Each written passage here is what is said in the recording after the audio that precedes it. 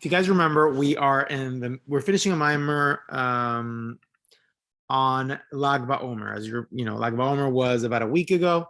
It's the celebration of the passing of Rabbi Shimon Bar Yochai, who was the author of the Zohar, which is the most foundational book of Kabbalah, of the internal, secret, mystical part of the Torah. Okay, and just to give an overview of what we've been dealing with. What happened was like this. There was there's a verse, right? That's in Tehillim, Ina matov manayim shevasachim gam yachad. How beautiful it is when siblings sit together in harmony and love. And it says gam yachad, also in unity, right? And we had a few questions, right? When you say sit together in harmony and love, and you said also in unity, what are you adding, right? So we explained that the verse was actually referring to a bride and a groom. When sitting together in harmony refers to their connection when they get engaged, and then also in unity refers to when they actually get married and they become one. And we said that this applies also to the source of where the concept of a bride and a groom comes from, and that is God and the Jewish people. Okay, so the Jewish people and God are like a bride and a groom, and there's also this idea of a more external connection, right? Like an engagement, and then the actual marriage when you experience each other as being one. And we said, you took it a step further, and we said that also applies to among Jewish people, that there's a connection between Jewish people that happens on a more external level, and then there's a connection that you can achieve, right, where you see each other as one, as unity, right? There's Shevasachim, the harmony and camaraderie between siblings, right? And then the Gam Yachad, when you see it's Yichud, it's unity that happens, right? And we had a bunch of questions. We also asked a question on the end of the verse that says, after that verse, it says, Kezakan Arin Shirid Api Mideisav. Sorry, Keshemen Ativ Bezakan Arin Shirid Api Mideisav, or something like that. But the idea is that it says it's like good oil that falls down the beard of Aaron the Cohen, onto his character traits, onto his emotions. And we need to understand what that meant, okay? I'm going back to the very beginning because I know it's been a while, and just to give this review. I think we don't have like a ton of mimer left, so it's okay if we spend a little bit more time on the review, making sure that everybody is up to date. So then he said like this, in order to explain this verse, right, we brought a story, and the story was of Rabbi Shimon Bar Yochai, okay? And the story went that the world there was a drought, there was no rain for a long time, and people were suffering, and they went to Rabbi Shimon Bar Yochai, and Rabbi Shimon Bar Yochai, what he did is he said a teaching on this verse that we just mentioned. He made a teaching about it. He taught something about it. And right away, as soon as he taught this teaching on this pasuk, right away it started to rain. And we said that's very, very special. That's very miraculous, right? Usually, right, for that, when there's no rain and you want rain, there's a whole procedure. You have to pray. There's a fasting. Everybody has to fast and has to do tshuva. And it's a very, very, it's a big problem, and it's not easy to solve. Even for tzaddikim, it's not easy to just, make it rain. And the fact that all of a sudden, Rabbi Shimon Bar Yochai was just teaching a little bit of Torah, right away it rained, it was a big deal, right? So then we went on to explain, and we said, right, that there's a difference between, when you pray and you give a blessing, right? When you pray is from below to above. It comes from a lowly human being that's praying up to God and saying, God, please, please, please, create this new reality, change the world, give me rain, give me money, give me health, whatever it is that we're asking for, right? We reach up to God and we say, please give us this thing that we need, right? So it's from below, it starts from us and all the way up to God in order to create this new reality and draw it down. However, when somebody gives a blessing, it goes from sort of above to below, right? You say, you should have wealth. You should have, it's when a tzaddik or somebody that has the ability to give a blessing, right, gives that blessing, it draws down from the top to the bottom, right? It happens in a way of a commandment. It's from above to below.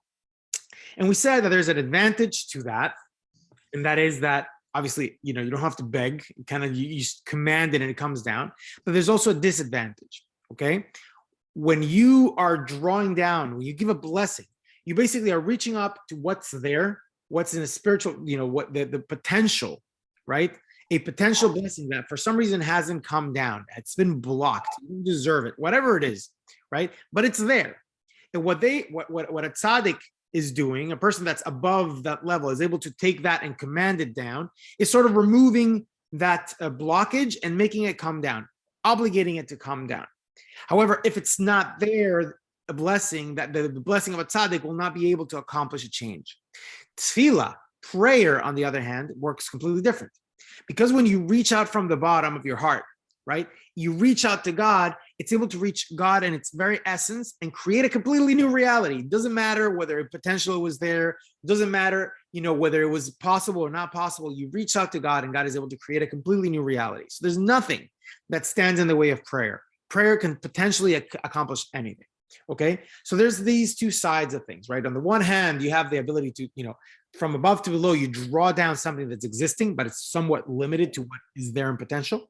And on the other hand, you have the ability to pray, which is completely boundless, right? But it requires a lot of effort and a lot of, it's very hard. You have to really, really beg and really, really, it has to be a very honest prayer.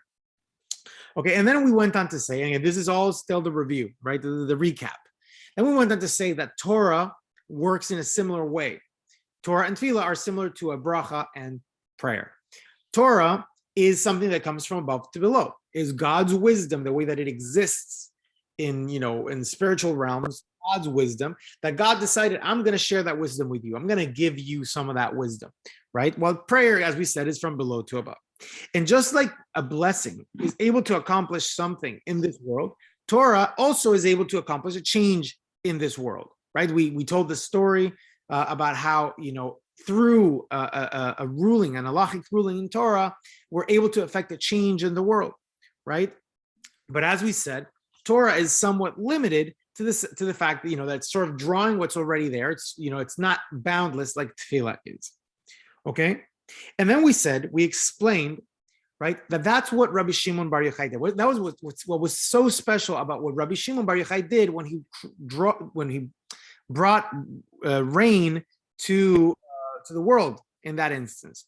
That he didn't just, this idea of bringing rain was something similar to what you can accomplish when you pray, right? Something that he was creating something that wasn't there. Right? He was creating a completely new reality. He wasn't drawing something down that was already in existence. He was actually reaching out to the highest level of godliness and creating a new reality. But he did that not through prayer, not through a lot of effort and work, but he did that through Torah, right? Through teaching Torah. Okay, and the reason we explained, the reason why Rabbi Shimon Bar Yochai specifically was the one that was able to accomplish this is because he represents the inner part of the Torah, the mystical, the most pristine essence of the Torah, which is the mystical part, Chassidus, Kabbalah, right? The way where godliness is revealed in a much greater level. And because he represents that, because that's who he is, that's what the level that he represents, he's able to reach up through his Torah, he's able to reach up much higher than any regular person would. Okay, and that's where we landed. And that's where we landed at the end of our last class last week. Okay, and today we're going to finish the Baomer and Mitzvah. So we're going to explain the following: the reason why Tefillah, okay, prayer, is able to accomplish such a great change in the world, right, is twofold. There's two reasons why. Okay, there's two reasons why. First of all, like we explained, when it's something that comes from below, when it comes from a person, a broken heart, right, it's able to reach much higher, right? We explained that already. But there's a second reason, right? Tefillah, prayer, right, has the advantage, right, that it creates a higher blessing, but it also has an advantage of what the actual process of prayer accomplishes. Okay, so it accomplishes, right? It elicits a response that is from a much higher level, but it also, through the process of praying, because of the hard work that you in order to pray, right? Praying is not easy, right? Something you have to be very, very honest, very deep. So this process that you do, it purifies you. It works on you as a person, and it makes you into a proper vessel, into a proper receptacle to receive that blessing, right? So you're doing two things. On the one hand, you're reaching up to a high, very, very high level and saying, and creating this new reality and saying, please give me this, no matter whether I deserve it or I don't, just please, please, please give it to me. And you're drawing that down, but that's not enough, right? That's not enough. You need the receptacle, you need the soil to absorb that blessing and be able to use it, right? If you ask God for rain, right, you need water, you ask for water, somebody gives you water, you don't have a cup, the water just goes on the floor, you lose it, right? So you need a cup, you need to be able to have something to receive that blessing. How do you become a receptacle? How do you become a vessel for that blessing? You need to work on yourself, right? You need to refine yourself. You need to be able to appreciate that blessing when it comes. And how do you do that? Through work, through working inside, through inner. So what I'm looking for, okay, through looking inside of you, inside of your heart, and working on yourself. Introspection. That's what. Through deep introspection and working on yourself, and that happens through tefillah. So when you're doing tefillah, there's two. When you're sincerely praying to God, you're doing two things, as we said. You're reaching out, and you're also working and refining yourself, making yourself into a vessel, and that happens specifically because it's something that comes from the bottom up. Okay, and so we could say, okay, that Rabbi Shimon Bar Yochai, this story that we're talking about with Rabbi Shimon Bar Yochai, specifically talks about the rain, right? It wasn't any other blessing, but it was specifically rain, is because rain resembles, exemplifies. It exemplifies exactly that same idea. Okay, rain, just like tefillah, right? It's something that comes from below and elicits a reaction above. Okay, where does rain come from? Right, rain comes from vapor that starts in the ground. Okay, and it goes up, evaporates, turns into clouds, and eventually what's the opposite of evaporation? I'm blanking. Condensation. Thank you. It condenses and it turns back into water, right? So just like rain starts from the bottom and it goes up and it accomplishes something on top in order to be able to come back down, right? In the shape of water. Okay, so to tefillah works in the same way. And the reason why this story specifically tells us about this miracle through Rabbi Shimon Bar Yochai, and specifically with rain, it's to tell us that what Rabbi Shimon Bar Yochai did was even greater than we thought. It wasn't just that his tefillah was that his Torah, his teaching, was able to reach higher and create a new reality that most people's Torah would have not been able to do. It's also the fact that his Torah accomplished, okay, something which is what tefillah accomplishes on its own. The action of tefillah accomplishes, right, which is that refinement, that working on the vessel, right, starting from below. That aspect of it, right, is also what Rabbi Shimon Bar Yochai's Torah accomplishes. It reaches higher, right, but it also is able to refine us. Just give me one. I'll be back in a second.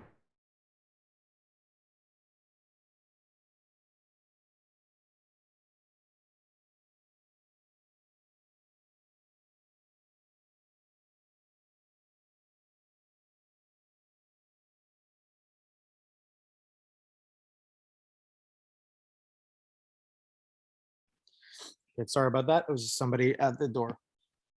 Okay, so that is the idea, right? That's the reason why the story talks about specifically about rain, because rain symbolizes this same idea, right? That what Rabbi Shimon Bar Yochai was accomplishing was just like rain, that it starts from below and it goes above, and it has all the aspects of such an interaction from below to above, both the reaching higher and the refinement of the vessel, the making you into a vessel, right? And that's why it was so successful. Okay, and now we could say like this, right? This idea that Torah and Tefillah work different ways. There's above, there's below. You start from above to below, goes to from below to above. You reach up, you bring down. All these things only apply when there is an above and a below. There's a distinction between God and the Jewish people. There's a distinction between higher levels of spirituality and lower levels of spirituality, the physical and the spiritual. These distinctions exist, and therefore you have a difference in the dynamics between Torah from above to below and Tefillah. However, in an essential level, if you're able to get yourself in a level that's essential, where you realize, right, where your life is on a plane where there is no above and below, there is no difference between God and the Jewish people, you realize that everything is one. When you're able to experience that, the oneness of the world, the unity between God and the Jewish people, at that point, there is no difference between the dynamics of from below to above of Tefillah or above to below of Torah. It's all the same. You can accomplish everything in the same way because it's all one. The oneness of God, right, is something that radiates, and therefore you don't see that distinction. There is no distinction. And that, again, that is exactly what Rabbi Shimon Bar Yochai represents. And that is what his Torah, okay, which is Kabbalah and Chassidus, represents. He was able to, so now we understand, why was Rabbi Shimon able to do this? Because he was, and his Torah was the essence of the Torah that we studied before, Chassidus, okay, Kabbalah. And on that level, from the perspective of Rabbi Shimon Bar Yochai, there is no above, there is no below. It's all one. At that level, you can appreciate the oneness of everything. And when you can, then you're able to accomplish, you can accomplish Tefillah, what Tefillah accomplishes with Torah. You can accomplish what Torah accomplishes with Tefillah because it's all one and the same. There's no above and there's no below. Okay? And not only that, but it's, and the vessel is refined and everything is ready to receive. Okay? And that's what's mind-blowing about this mimer, right? It's teaching us, again, a little bit more about the power of learning Chassidus, which is what we're learning right now. The deeper meanings of the Torah. Opening your mind to understand and appreciate the oneness of God in the world. Okay? And that's how powerful this is. Okay? And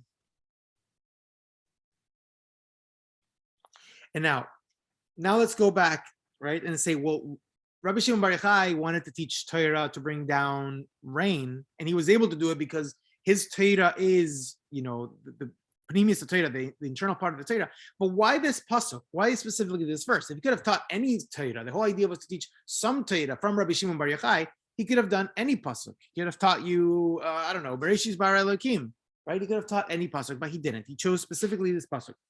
And the question is why? So there's two reasons, right? First of all, this pasuk, is explained somewhere else that the pasuk actually has a connection specifically with rain, right? But more than that, the pasuk deals with sheves achim gam yachad, a connection between two entities, and more than a connection, even more than that, a unity. Okay, and now we understand that the whole reason why Rabbi Shimon Bar Yochai was able to accomplish what he accomplished, and the lesson from this is the fact that from his perspective, there was a unity between God and the Jewish people. There was a unity between above and below. They were one. They were not two separate things. And because of that, he was able to accomplish this drawing down of rain. And this pasuk, this verse that he picked, shows exactly that idea. How beautiful, there's a connection between above and below, right? And on that level of connection, there's an above and there's a below. There's a dynamic of prayer. There's a dynamic of Torah, right? But then there's also there's a level of actual unity, right? And on that level, you're able to accomplish what Rabbi Shimon Bar Yochai accomplished. On that level of unity, you're able to bring down rain even with Torah, right? And that is, these two levels are exemplified in this pasuk. the connection, right? And then the gam yachad, the unity that comes about through the learning of the deeper parts of the Torah, Rabbi Shimon Bar Yochai's Torah. Okay, and there's another thing. Okay, that in order, so how do you reach this? How do you get to a level where you experience this oneness of God? So we understand now we need to learn Rabbi Shimon Bar Yochai's Torah. We need to learn the premise of the Torah, which is Chassidus and Kabbalah. But then there's something else, an essential requirement. If you want to be one with God, there's a prerequisite. And that is, first of all, you need to read the pasuk on its simple meaning. How beautiful it is when siblings, who are siblings, and its simple meaning, the Jewish people. When the Jewish people see each other with connection, with brotherly love, and even more so, when they see each other as one, as part of the same entity, that is a prerequisite to that, so that you can then see God also as one. But the first step is to understand the pasuk and its simple meaning: love of our fellow, unity amongst us. To understand that when you harm somebody else, you're not harming somebody else. You're harming yourself in a different body. You're harming a part of you that's apparently different, but it's not.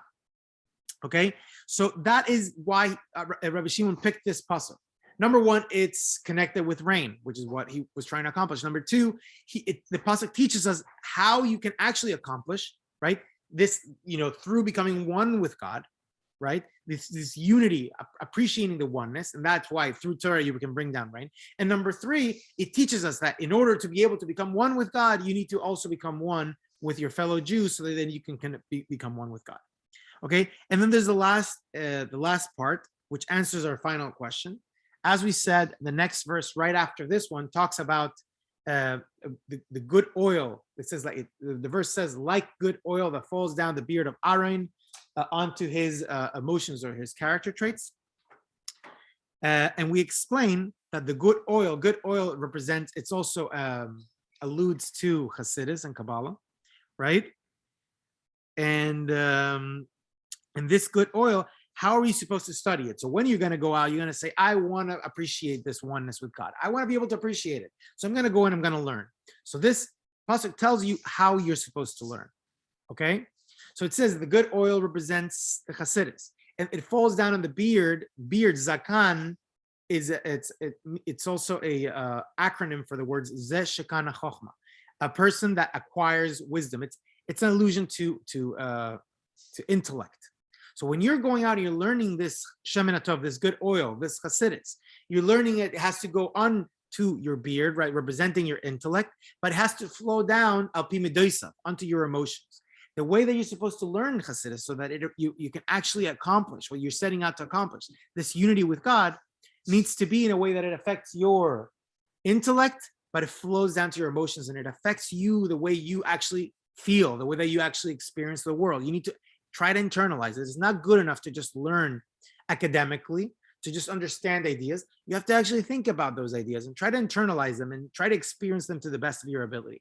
And by doing that, you can then reach it says the Baomer ends by saying that by doing that, your Torah, you'll be able to reach to the highest depth of Or Ein Sof, of God, and draw down blessings without limits. And it ends on the note that it says, Shakadosh Baruch Hu Atzma Mashpia L'Kol Echad Ve'Echad Misrael Rav Tuv V'Tuv Anira V'Nigla V'Vanei Chayim Mezeinu Revicha. The Baomer ends by saying, and you accomplish that God Himself will give each and every one of the Jewish people a great and abundant goodness. Not only goodness, but goodness in a revealed way that you can experience in children, in health, and in parnasa, in an abundant parnasa, wealth.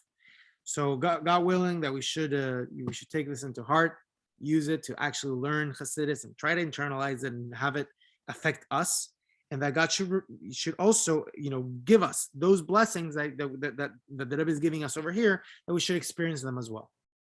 And that's the end of our Lag Baomer Maimon. So, do you guys have any questions? Wow, you blew my mind.